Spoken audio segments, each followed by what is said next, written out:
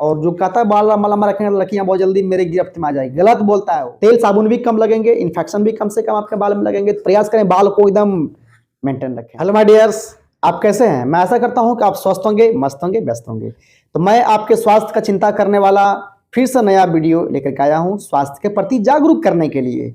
आज का टॉपिक है हाइजीन को मेंटेन कैसे करें। हाइजीन का मतलब साफ सफाई। आजकल क्या हो रहा है कि लोग हाइजीन को मेंटेन नहीं कर रहे हैं, जिस कारण से बीमारियां फैल रही है। हर जगह आपको हाइजीन मेंटेन करने की जरूरत है। जैसे आप खाना खाते हैं वहां पर भी हाइजीन मेंटेन करें, जैसे आप वॉशरूम से आते हैं वहां भी हाइजीन मेंटेन करें, जैसे आप कहीं बाहर घूमने गए दोस्त से हैंड शेक कर रहे हैं, हाथ मिला रहे हैं, वहां भी जरूरत है। इसलिए हमारे भारत की सभ्यता क्या है?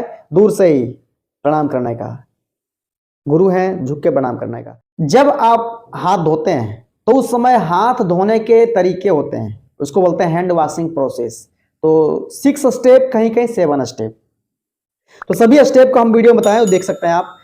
हैंड वॉशिंग करें तो एंटीसेप्टिक सॉल्यूशन का प्रयोग करें, जैसे कि क्लोरहेक्सिडिन, स्प्रीट या तो डिटर्जेंट पाउडर का प्रयोग करें।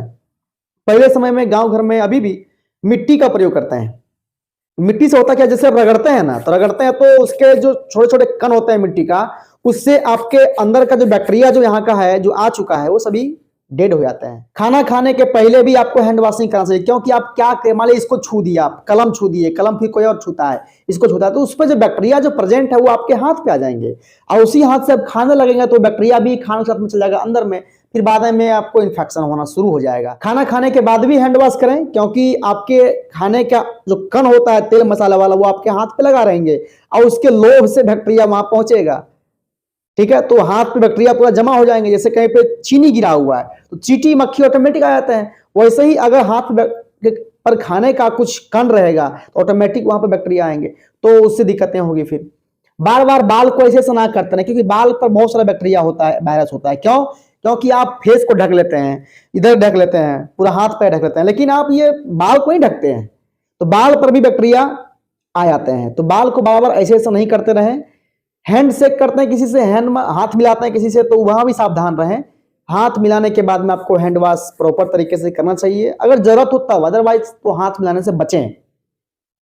वॉशरूम से आने के बाद, क्योंकि आपके स्टूल में क्या होता है, ई कोलाई बैक्टीरिया होता है, और ई कोलाई बैक्टीरिया अगर आपके हाथ पर चिपक जाएंगे तो वो एक इन्फेक्शन का कारण बनेगा। तो हम प्रयास करें कि वॉशरूम से आने के बाद में हैंड वॉश करें। और आजकल नया टेक्निक क्या हो गया, वो वाला वॉशरूम में गए कमोड वाला फोर्सिंग सिस्टम रहता है, पानी को दबाए से नल ऑटोमेटिक वो चालू हुआ, वहां पे लगा दीजिए, हाथ लगाने की जरूरत भी नहीं है। तो सब क्या टिश्यू पेपर का प्रयोग करा, लोग हाथ को पोंछ लेता है ऐसे करके, ऐसे निकाला हाथ पोंछ लिया। मतलब जैसे जैसे आप हाईटेक होते जा रहे हैं वैसे वैसे अपनी हाइजीन को मेंटेन करना भूल गए आप ना, वो काम नहीं करें। आप नेचुरल तरीका अपनाइए और हैंड वॉशिंग करने का प्रोसेस को फॉलो करिए, स्पेशली वॉशरूम के बाद जरूर करें। कहीं गए आप, मार्केट में गए या फिर कहीं और से आ रहे हैं, कुछ काम करके आ रहे हैं, तो आपको हैंड वॉश करना चाहिए। हाइजीन मेंटेन करने के लिए आप एंटीसेप्टिक सॉल्यूशन स्प्रिट 70% अल्कोहल उसमें हो, इसके अलावा क्लोरहेक्सिडिन या डिटॉल या सेवलन का हैंड वॉश मिलता है तो उसका भी प्रयोग कर सकते हैं। लाइफ बॉय सॉप भी आजकल बड़ा फेमस है, तो उसको भी आप कर सकते हैं। बहुत सारे साबुन मार्केट में है जो डिटर्जेंट पाउडर को मिलने से बनता है। तो आप हैंड वॉशिंग करने के पहले आप उन सभी सॉल्यूशंस का, केमिकल का प्रयोग करें, जिससे कि आपका हाथ पे कोई बैक्टीरिया नहीं हो, वायरस नहीं हो। आप कुछ भी काम करते हैं केमिकल से रिलेटेड, या फिर आप मेडिकल में है या तो आप इंजीनियरिंग में है, उसके लिए आप ग्लव्स पहने, जरूर पहने ग्लव्स, नहीं तो फिर आपके हाथ पे बैक्टीरिया वायरस आएंगे और फिर वो नुकसान करेगा आपको। ब्रश करना, जैसे कि स्नान करना, जैसे साफ कपड़े पहनना, साफ प्लेट में खाना, साफ जगह में खाना, अच्छे जगह में घूमना, गंदे जगह में नहीं जाना, ये सभी हाइजीन के ही पार्ट हैं। जो बच्चे जहां तहां घूमते फिरते रहते हैं, गंदगी में खेलते रहते हैं बच्चे, उसके साथ भी मिलते ही तुरंत आप क्या करते हैं, किसिंग करना शुरू कर देते हैं बच्चे को, तो उससे भी बचें। गंदे बच्चे को खेलने से रोकें और साफ सफाई बच्चे को भी मेंटेन करवा के रखें। इतना ही नहीं, बच्चे जब भी वॉशरूम या फिर वो गंदगी पास करते हैं तो उससे भी सफाई रखें। ये नहीं कि अब कर दिया तो कोई बात नहीं है, तो पैम्पर्स लगाया हुआ है, पैम्पर्स की भी एक टाइम होता है, ये नहीं कि आप उसी में करते रहा 24 घंटा उसी को लगाया हुआ है, तो उससे भी इन्फेक्शन फैलेंगे। जैसे कि ब्रश आप करते हैं तो दांत के अंदर का जो मैल होता है ना, गंदगी, खाने का कण, वो भी चिपकता है, तो ब्रश करना चाहिए। इसके अलावा जीभ करना चाहिए, जीभ की सफाई होती है। आप नहाते हैं तो नहाने के तरीके को थोड़ा ध्यान रखें। पहले पानी पैर पे डालें, फिर कमर के नीचे, फिर इसके नीचे, चेस्ट का नीचे, फिर गर्दन के नीचे, तब फिर हेड पर पानी डालें। डायरेक्ट हेड पे पानी डालेंगे, इससे आपका ब्रेन हेमरेज या फिर एकाएक बॉडी का टेम्परेचर लो हो जाएंगे। आप दाढ़ी मूछ को भी मेंटेन रखें। दाढ़ी मूछ जो होता है उसको बढ़ा बढ़ा के रखता है, आजकल शौकिया हो गया है, लोग बहुत ट्रेंडिंग में चला हुआ आजकल लड़का लोग के लिए।